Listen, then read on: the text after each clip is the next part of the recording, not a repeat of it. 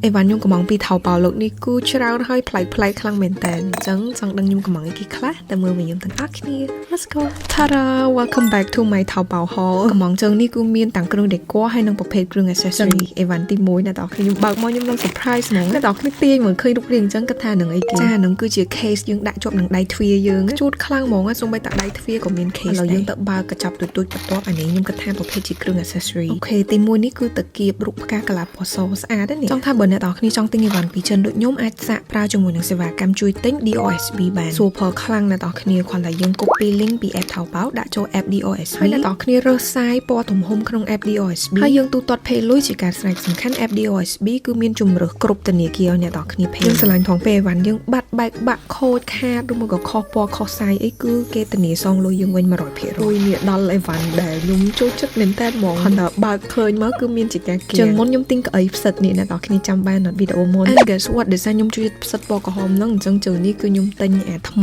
ផ្សិតនេះអានេះយើងអាចដាក់ជក់ក៏បានប៉ុន្តែខ្ញុំយកមកធ្វើកំប៉ុងដាក់បិចខ្ជូតណាអីវ៉ាន់បន្ទាប់នេះក៏រៀងប្លែកសម្រាប់ខ្ញុំដែរគឺកាបូបដាក់បន្តា actually អាហ្នឹងយើងដាក់អីផ្សេងក៏បានដែរព្រោះសាច់បែប silicone តែគ្រាន់តែអូសឃើញកាបូបពណ៌ហ្នឹងគឺដាក់ចូលកន្ត្រកមកខ្ញុំស្រឡាញ់ពណ៌ baby pink អីវ៉ាន់ក្នុងកន្ទប់ខ្ញុំអ្នកនរគ្នាឃើញភាគច្រើនគឺខ្ញុំទិញពីថៅប៉ាប្រភេទធ្នើអំពូលភ្លើងគ្រឿងដេក័រអីព្រោះខ្ញុំកំងតាម DOSB តម្លៃដឹកជញ្ជូនគឺទាបជាងទីផ្សារចាប់ពី2000រៀលឡើងទៅអូនេះអានេះกระดาษរូបគំនូរស្អាតណាប៉ុន្តែចាំមើលថានឹងគេយកមកធ្វើឥឡូវយើងមកបើក frame ប្រអួតសិនសំខាន់ប្រអួតគេបើកបានទៀតណា and tada ដោយសារអញ្ចឹងខ្ញុំខាងនេះរត់ដងថតវីដេអូវាហ៊ីងតលីពេកចឹងក៏យើងទិញប្រអួតខ្លាំងៗដាក់មួយអីវ៉ាន់បន្ទាប់នេះគឺបែបជា green plan ឃើញស្អាតចេះតែទិញមកទៅអត់តន់ដឹងមានកម្រងទុកណាចូលដល់របស់ដែលខ្ញុំឃើញគេកំពុងតែ trending គេប្រើច្រើនខ្លាំងមែនតើអំពូលភ្លើងពណ៌តាខូចមួយនេះមួយមូលដូចនំដូនចាអំពូលគេសក់ touch ដូរពណ៌បាន3ពណ៌អីចឹងតែនិយាយត្រង់ខ្ញុំទិញមកខ្ញុំអត់ដឹងខ្ញុំទុកណាដឹងថាស្អាតស្រឡាញ់ទិញមកសិន anyways បើអ្នកទាំងអស់គ្នាចង់កំងអីវ៉ាន់ពីចិនឥឡូវកុំភ្លេចសាកជាមួយនឹង app DOS ដែលឥឡូវហ្នឹងគេកំពុងតែមាន promotion ដែលអ្នកទាំងអស់គ្នាមានលុយត្រឹមតែ